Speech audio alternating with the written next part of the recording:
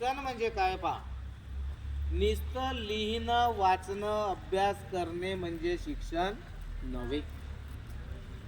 तर शरीराला श्रमाची सवय, शरीराला श्रमाची सवय, मनाला किंवा भावनेला सत्याकडे, भावनेला मानवतेकडे आणि बुद्धीला सत्याकडे जे नेते त्याला म्हणतात शिक्षण. शरीराला श्रमाकडे, मनाला किंवा भावनेला मानवतेकडे आणि बुद्धीला सत्याकडे जे नेते ते शिक्षण. शिक्षण जे आहे ते मानवी जीवनात अतिशय महत्वाचे. शिक्षण शिक्षणाने माणसाचा जीवन बदलू शकतो. म्हणून आपण सर्वजण शिकले पाहिजे. ओके.